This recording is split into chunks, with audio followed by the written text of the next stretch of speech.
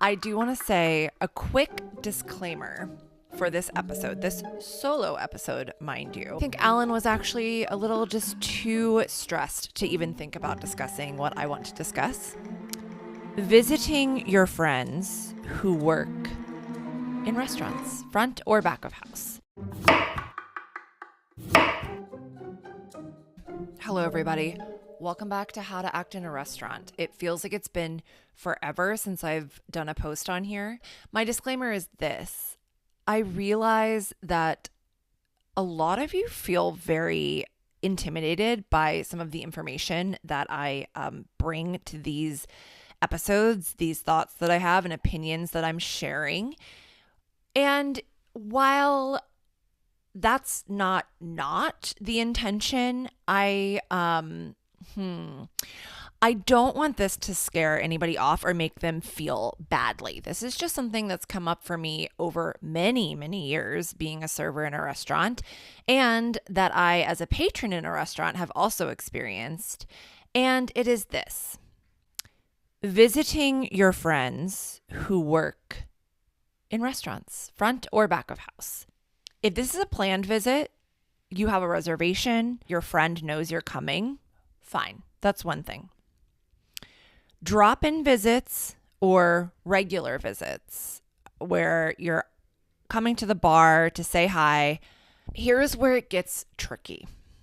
As a server in a restaurant, I walk through the door and the second service starts, a facade comes down over my head and I become someone else.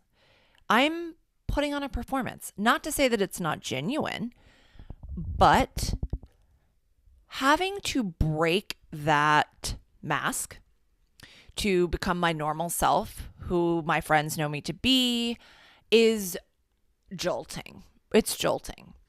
Not to mention the expectation that when friends come in, you're going to be able to give them something. And this isn't to say that as the friend, you are expecting anything, but there just is this weird pressure to spend time with your friend, make sure they're having a good time, get them a glass of wine, get them a little appetizer on the house because you can get away with things. It's not, that is the truth in some places, but definitely not in all. And here's the other thing. Working in a restaurant is busy, guys. You're really busy and have about 1,000 things in your head.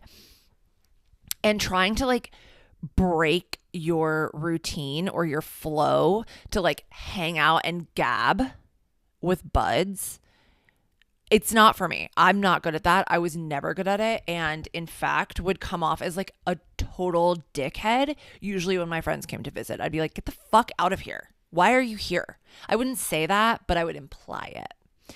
It's the same for back of house. Kitchens are very busy, very busy.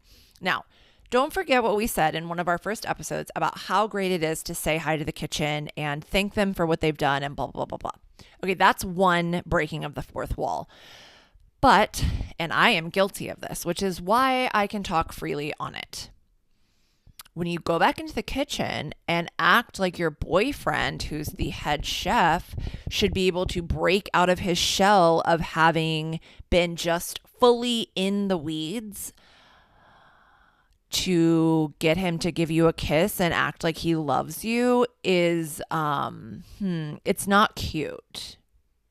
And don't do it, is what I feel like. Is actually the impetus for this entire episode. Yeah, I did that recently and it made everybody feel bad. It made everybody feel bad.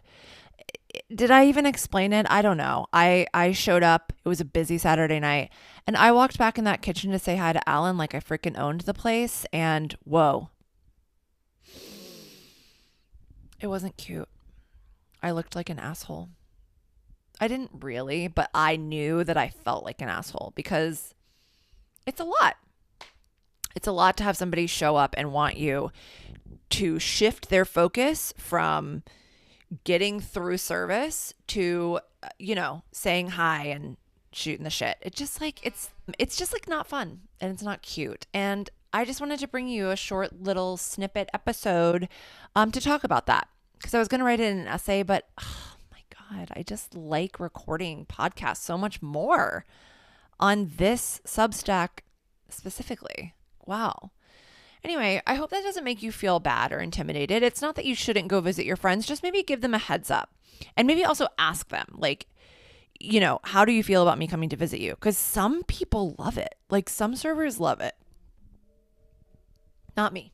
That was never me. I mean, I don't work in a restaurant anymore, but yeah, just a little food for thought, if you will. I hope that you all are having an amazing summer. There are a couple of things to expect from this Substack coming up. Mainly my Atlanta restaurant guide, which is being worked on. It's speaking of intimidating, it's intimidating to me to like share my thoughts on restaurants and like where you should go, because I certainly have not eaten at all the places that I should have eaten in Atlanta. And so I'm hoping that there's a lively comment section filling in the gaps that I've missed. So that should be coming in the next few weeks.